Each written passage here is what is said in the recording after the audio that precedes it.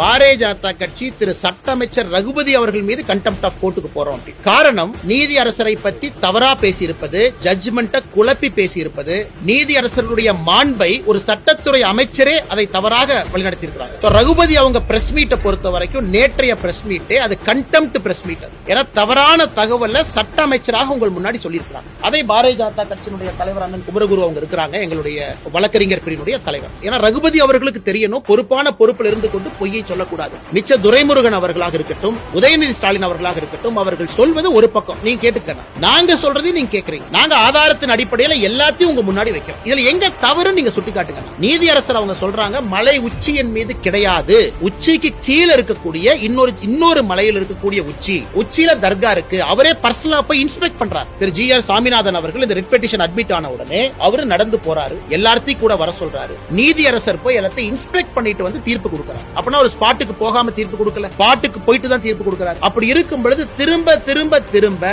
நீதிமன்றத்தை குறை சொல்வது, நீதியரசரை குறை சொல்வது, திரும்ப திரும்ப இதே வேலையை செய்யறாங்கன்னா எப்படி?